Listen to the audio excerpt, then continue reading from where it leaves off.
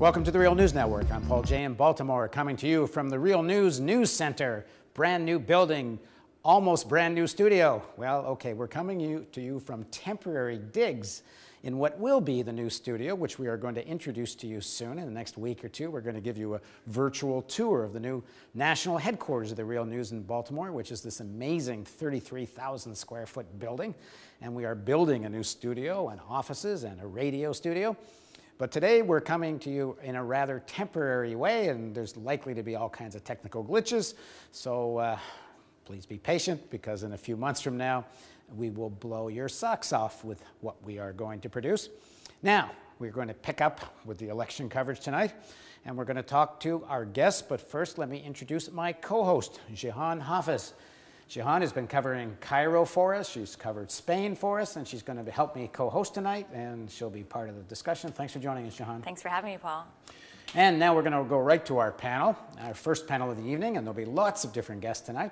But first of all, joining us from New York City is Michael Ratner.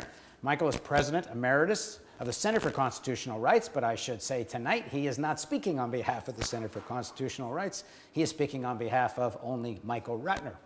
He's also chair of the Center for Constitutional Human Rights in Berlin. He's also a member of the board of the Real News Network. And he's not speaking for them either. He's only speaking for Michael Ratner. Joining us from Massachusetts in Boston is Tom Ferguson. Tom's a professor of political science at the University of Massachusetts, Boston. He's a senior fellow at the Roosevelt Institute and an often contributor to the Real News Network. And I suppose he's only speaking for Tom Ferguson, too. And joining us, and probably only speaking for herself, is Jennifer Taub. Jennifer's an associate law professor at Vermont Law School. And before that, she taught at the Eisenberg School of Management, University of Massachusetts Amherst. And she researches and writes in the area of corporate governance and shareholders' rights and financial market regulation. Thank you all for joining us. So Tom, we're going to start with a viewer question, and then we'll be kind of just chat for a while. But I thought it was an interesting question. I'm not going to read it exactly because it was a little complicated the way it was written. But the gist of it goes like this. Do the different candidates represent different sections of big business? Do they represent, you can put in other words, different sections of capital? Do we know what those different sections are? Do the differences between them matter in terms of what's going to happen over the next 4 years? What do we understand about that? Go ahead, Tom. Well, look, I can hardly be expected to say no to that question, for sure. Now, I have to tell you, when you're trying to analyze an election, you run pretty far behind the data, and that's certainly my situation tonight. I've been working with Paul Jorgensen and Ji Chen. We've been looking at this election data. We don't use anybody else's data. We take it down from the FEC and process it ourselves. But there's an awful lot of it, and we're behind. I think I can say a few things about this election for sure. One of them is, oil, gas, chemicals, a large chunk of big energy suppliers, and some folks who use them are certainly all ardent Romneyites, hugely. The financial sector is divided. I would not agree that, like, the whole of the financial sector went to Romney. My best read on that at the moment is about 60-40 for him. That is a substantial change from 2008. But it's, that financial backing for the president is going to be, I think, important in the next few years. What else? A lot of telecommunications companies seem to be showing up for the administration, but I mean, this is pretty. That's the sort of general run of things. I mean, clearly that Tom, some of that is Hollywood. Yeah, fossil fuel industry seems. Tom, can you hear me? Is that going to matter? Yeah. On everything they share with the Republicans. The Democrats, you're not going to see much differences. To me, what that means is that, right after this election, there will be an effort to do a grand bargain, and it will hit both Social Security and Medicare. And the president will try to do it if he's reelected. Now, I think that's still a little iffy. I don't think we should get too far out in front of real facts. But then for sure, a lot of regulatory issues will clearly be up for grabs with this election. Tom, can you hear me? I can hear you. It's a little difficult, but I can do it. A little bit sounding like you're coming through the Boston Aquarium. Okay, well, let's see if we can fix that. Jennifer, what's your take on what these different alliances and sections mean? And just before you answer, as far as I'm getting fed here, Virginia's still too close to call. We're going to do a little horse race coverage as we go here because everybody does want to know the results. Whatever you make of it, it's interesting. Romney has apparently been called to win Indiana and Kentucky, and Obama has taken Vermont. And I guess there's no surprises there so far. Jennifer, what do you make of this question of, what are the differences between these candidates? I mean, some of the debates they had, the moderator, Jim Lear, was saying, well, is there a difference between you and on this and that? And not just where they are on policy, but in who they represent, who's the main financiers. What do you make of these differences? Well, it's obvious that the Obama administration, in particular the Treasury, has been very bank-friendly. And so one might wonder how much more that would change under a Romney administration.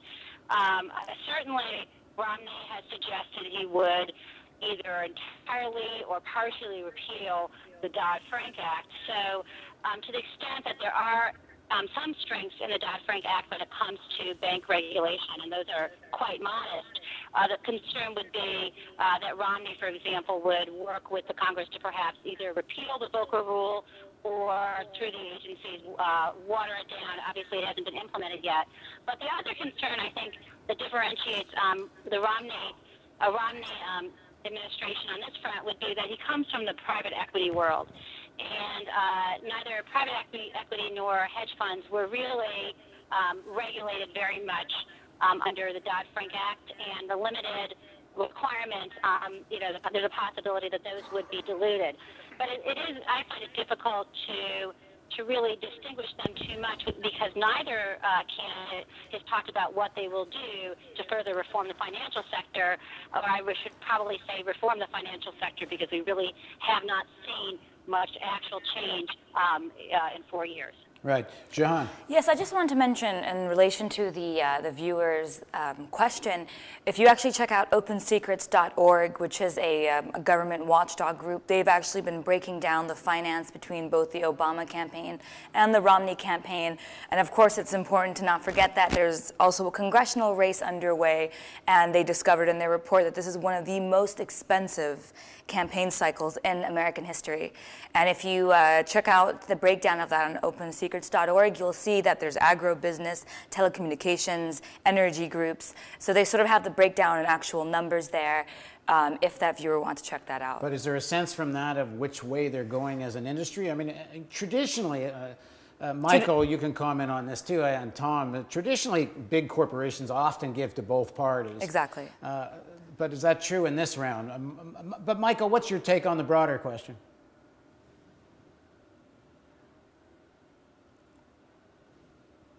Okay, hang on. Now we've had an audio problem here. I'm not hearing Michael at all. Oh no, I can speak now. Here we go. Go ahead, I couldn't Michael. hear your question, Paul. Yeah. But I did have based on, I can't remember whether it was Jennifer or Thomas who said it, who said that I think almost no matter who wins, there's going to be a deal on Social Security and Medicare that doesn't sound like it's going to be good for people on Social Security or Medicare. So whoever said that, I don't remember now. Can you just address that a little more? Because that's pretty significant, assuming Obama wins, that still is going to happen or may happen. Yeah, that was Tom. Go ahead, Tom. Actually. So let's hear you just dropped it, and it's a pretty big drop. Well, I hardly think I'm saying anything that's not sort of moderately well known. If you may remember, in the first debate, the president actually made a remark that he didn't think that he and Governor Romney disagreed much on Social Security. That said to a guy who has Paul Ryan on his ticket. My administration, when Biden made that promise, this would now be back, almost 2 months ago, he said something like, we won't touch it. and the White House called him back. I think anybody who's watched that colloquy has to realize that that was deeply significant. And if you pay sort of in what you might say in the shadows, the administration's clearly thinking about both cost of living, to toy with cost of living adjustment to make it less good, and extending the age of eligibility for Social Security. On Medicare, I'm not sure exactly what they're thinking about, but you can be sure that it will involve, I think, some significant cuts. When the president went out of his way to say that sequester would never happen in the third debate, he also deprived his Senate negotiators of their best weapon to sort of block Republican efforts to sort of make those cuts bigger in Social Security and Medicare, a point that I know was not lost on many senators. We did an interview with Bill Black where he made that point. He was talking about the grand bargain or the grand betrayal on Social Security.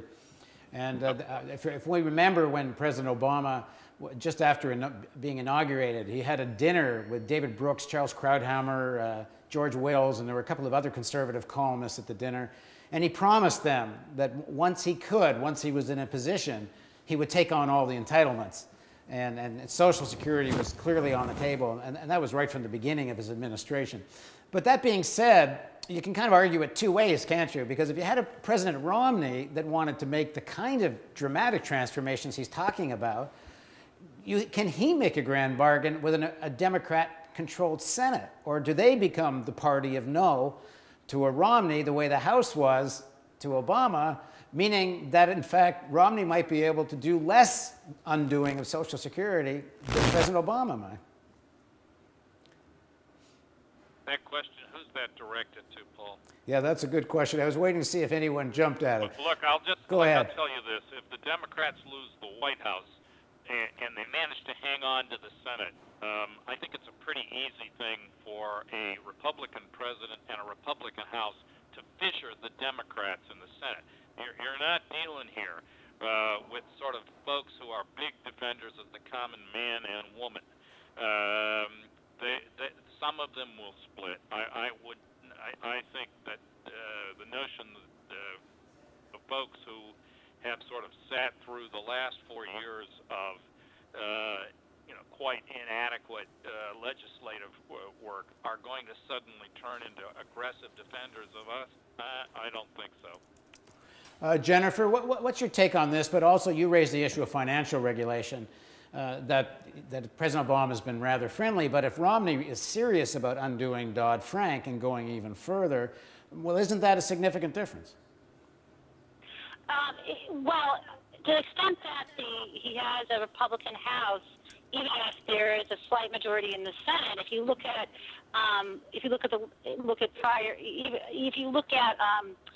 the Obama administration, and you look at the votes on what would have been meaningful reform in terms of either helping homeowners with bankruptcy reform or actually trying to downsize the banks.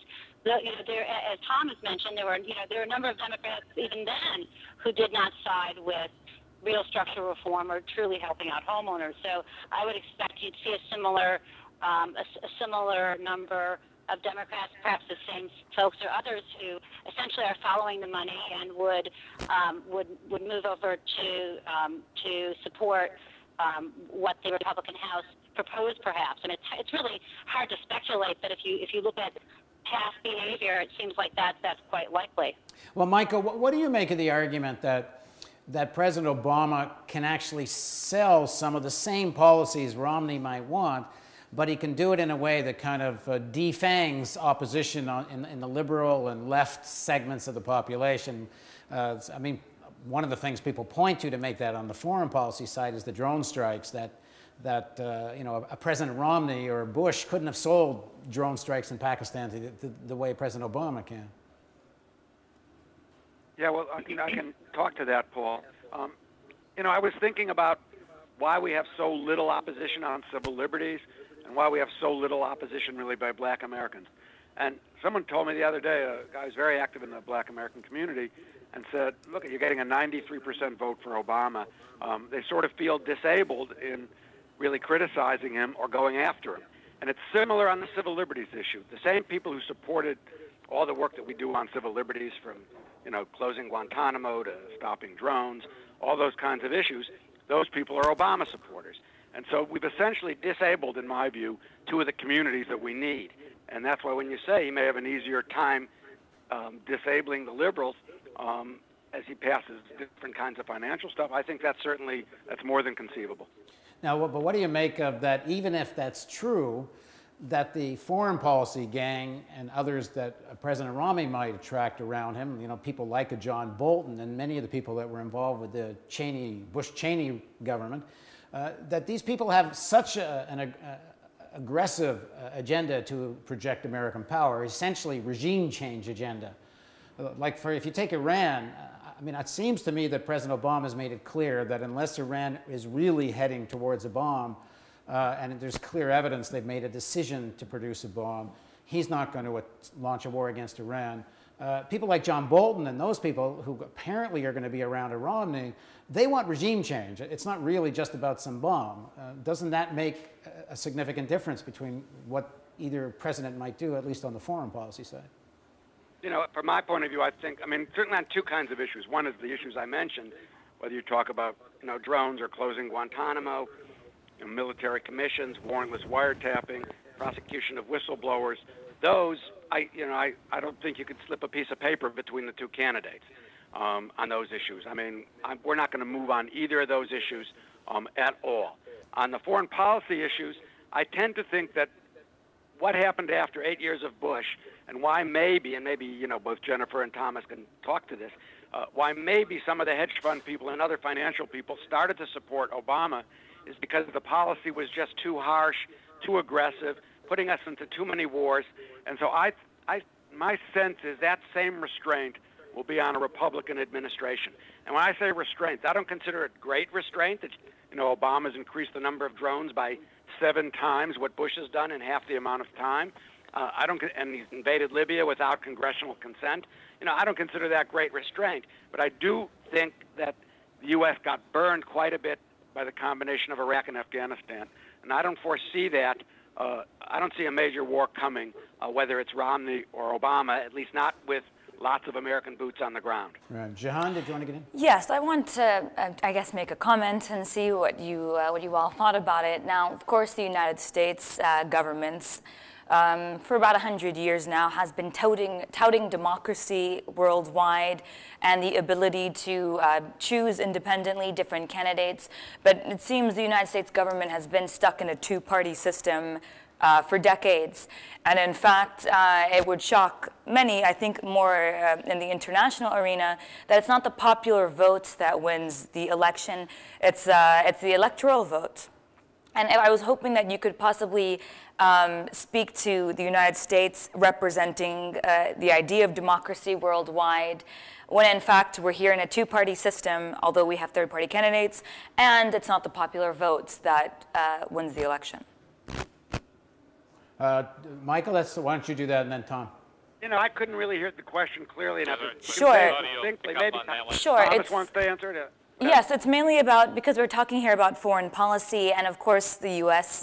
For decades has been going on expeditions worldwide to spread democracy. And the democracy that people are participating in here today is pretty much a vote for two parties, although there are many third-party candidates. So my question to you both was to speak a little bit about the electoral process here in the United States and how democratic it is, as far as there being a two-party system, and then of course there being only the popular vote does not choose the winner. Well, let me add one piece to that. Sure. I don't know, first of all, did you guys hear all Jahan's question? Yeah, I heard it roughly. Yeah. Well, let me add just another. Let me just add another piece to it. Hang on, Tom. Could I just come back to this question of the differences on foreign policy? Yeah, go ahead. I certainly agree with everything Michael just said, but I have some foreboding though on the question about war. I mean, the Republicans made enough noise about Syria, so that even though you could see them gulp hard and say, well, we're not quite sure what we do differently from the president, at that time. I'm not persuaded that a Republican president wouldn't be somewhat more likely to intervene in Syria if they could ever find anybody on which they could hang their support, which is problematic. The other thing is, no matter how you slice and dice any particular Middle East issue, Iran or Syria, the Romney folks made an absolute flat commitment to vastly enlarging the Navy. Now, look, navies are very expensive. I mean, when you see a load of Tomahawk cruise missiles going off some American ship in the Persian Gulf, think dealer display floors full of Mercedes Benzes. I mean, that's a big chunk of Social Security, medical care, education spending, and everything else. I mean, you cannot build up the U.S. Navy on anything like the scale they talked about and have much of a social program in the United States. And, I suppose you can say, well, did they really mean it? I suspect that they do. And moreover, you can see in the way the battle has been fought inside the Congress over spending. I think it's fair to say that the Republicans are sort of busting out all over to try to sort of push up defense spending. In that sense, there is, I think, some substantial difference between these parties yet.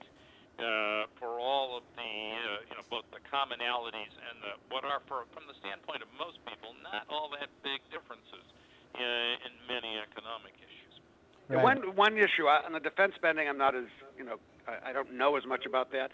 Although I think that on this so-called compromise that Obama had a while ago on the taxes, that he stuck that in there because he knew it would be unacceptable and not palatable, and it'd have to go back to the table. But on Syria, I think there's probably as many liberal Democrats, the likes of who believe in humanitarian intervention and will want to go into Syria for that reason. And so I think the constraints are not about the Democrats or Republicans, because I think there's probably the people on the Obama administration who went into Libya on that theory will want to go into Syria. And I think the bigger constraints are China, Russia, and what it'll do to the Middle East. I mean, the U.S. is already obviously giving some support. That's one constraint, is China and Russia. And the other constraint, I think, is that there's been significant amount of information that the people that are involved either with al-Qaeda or similar kinds of groups. And I think there is some fear now of the blowback that has happened throughout the world as we arm those groups and they get involved. So I don't know the answer, obviously, Thomas, on that, but I just think the risks are probably not much greater than the humanitarian intervention people sitting with Obama right now. Well, that does force you to pay no attention to all those Republican senators who were calling for intervention, and then Romney's non-disavowal of that. You might be right, but no, I don't know. I mean, Lindsey Graham was directly talking for Tom. Can you hear? Democratic presidencies too. Yeah, Tom. Came out plenty in the last couple of years. So, but I wouldn't underestimate the Republican Party sections that actually are aggressive. Okay, Tom, can you hear me? This is Paul. Okay, we're having a sound problem here. The guests don't seem to be hearing me. Tom, are you hearing me? Barely. I mean, I can hear you, but badly. It has the quality of an operatic singing. That is to say, it's not quite sure what the words are. We like the music. I was going to go back to Jahan's point about the sort of relationship of democracy to foreign policy, actual foreign policy. And there was an interesting poll done by CBS about a year and a half ago, amongst other kinds of questions. One of the questions was, do you believe that the United States should use military force when it's directly attacked, or preemptively if it thinks it might be attacked? And it was over 70% only if directly attacked. And so clearly, if that kind of poll on a specific question is completely at odds with the foreign policy of both parties, which clearly now believe in all kinds of preemptive attacks and clearly always have. Paul, I would not. I don't like the question wording. I mean, foreign policy questions are famously a problem. I mean, you look at the Chicago Council on Foreign Relations surveys, they don't actually show a population that is real eager for foreign intervention. I mean, the problem with that question that you just read off is if you would throw in any relationship with uncertainty about that judgment, you'd get a very different answer from people. I wouldn't accept the premise of the question at all. Well, no, I don't agree. I hope you can hear me, because it's hard to go back and forth if you can't. Can you hear me? I can hear you. Yeah. No, the question was framed in a way quite clearly. Do you believe in preemptive military strikes, or only if there's a direct threat to the United States? And it was about, in relationship to the Iraq War and other things which were, about preemptive strikes. And public opinion was overwhelmingly against preemption unless there's a direct threat to the country, which I think you can interpret to mean about projecting military strength. Yeah, okay. So, Jennifer, let's go back to the finance side. In terms of where we're at right now with financial regulation, is there any change in our situation as it was in 2008? Is there any reason why the crash of 2008 can't happen again? Yeah, I mean, I just gave a talk the other day, and I think the title will reveal to you my view on this. It was called "Still Risky After All These Years." And if you just look at the numbers, the top 6 banks, their total assets represent or are equal to a greater portion of GDP than they were right before the crisis. In terms of permitted leverage at the banks, they're permitted to have a very, very thin equity cushion. Now, about the largest banks, 3 to 4%. Minimum equity cushion is permitted, which is grossly undercapitalized. Also, what's often overlooked beyond size and leverage is the largest bank's dependency on very short-term, often overnight funding to fund big portions of the assets on their balance sheet. And this is referred to as the repo market, referring to repurchase agreements. And it's a point of distinct vulnerability that was really at the heart of the run on the banking sector, and that has not been fixed. So I do see changes. I don't want to mislead. And I mean, there were some important changes in the Dodd-Frank Act, in particular the creation of the Consumer Financial Protection Bureau that candidate Elizabeth Warren championed. That was very important, and there are other aspects. However, when it comes to the problem of too big to fail, too big to manage, and too interconnected to fail, that has not been solved. Right. And there's a lot more to be done. And what I want to emphasize, too, sometimes we ask, could another crisis happen? For the American middle class and poor, the crisis is continuing.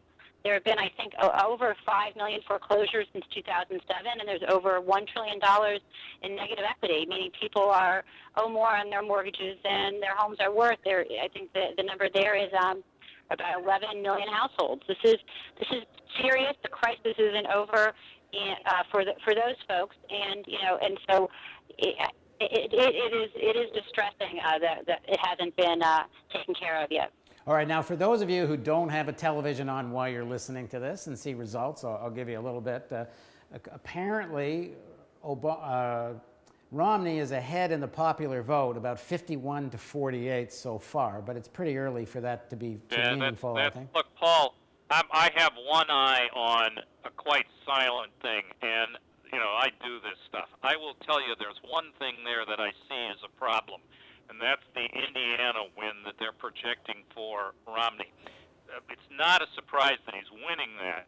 The question is he winning by like 10 percentage points or more? He might actually be doing that. It's impossible to tell right now, but what that says to me is that he may be running somewhat stronger in the Midwest than people thought he would. Actually, hang on, Tom, hang on one sec. You can leave that. We're going to put up the CNN picture as we're talking so people can see the results as we're going. And watch, CNN shows these results at the bottom of the frame. So, yeah, go ahead, Tom. Well, it's simply that we all know that Ohio is often thought to be the key, if not a key, to the race.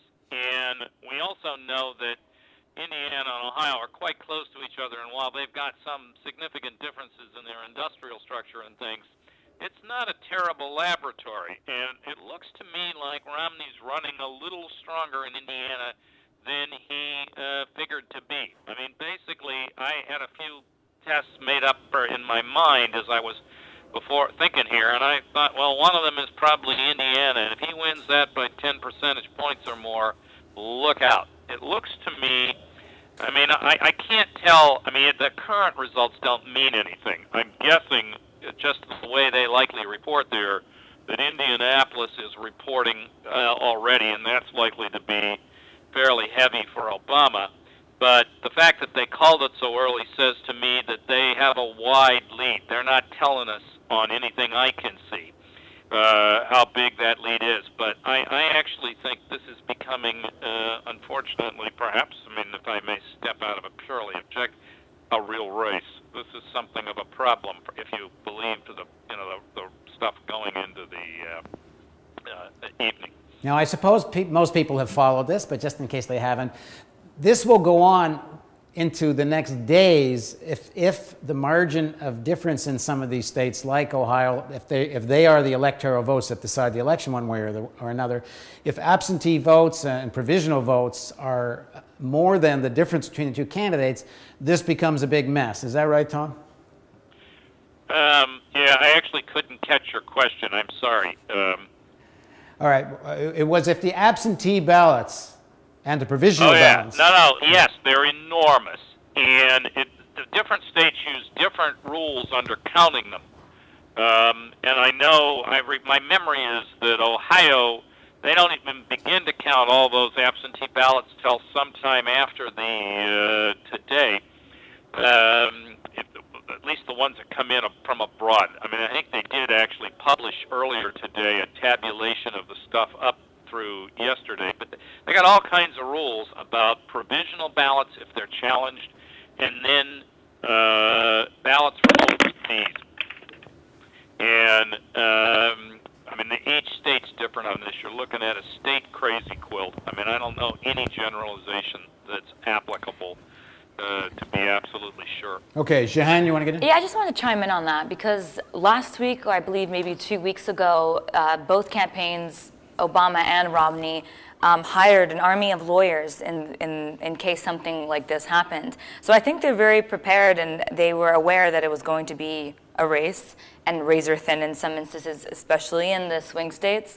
So I think that both campaigns were aware that this race could end up this way, and that Indiana or Virginia or Ohio could swing anyway. And of course, not to bring up the 2000 election, but in that instant, they had to have a number of lawyers for the cases that came afterwards. So just the comments for our viewers about, regardless of when the results are announced, whether it's tonight or in the next week or next month, they definitely have a team of people who are prepared to take these cases. Right. So we're going to take a break right now. We're going to come back to our guests on this panel later in the evening. And Tom, we're going to keep coming back to you, sir, for some analysis of the results and the process. So thank you all for joining us, Jennifer, Michael, and Tom. And we'll Thank you. And we'll be back soon. And thanks to my panelist friends here. So we're going to take a little break. We're going to run a little, like a promo, and we're going to bring some guests into the studio. And then we're going to carry on with the real news programming. So please join us in a minute.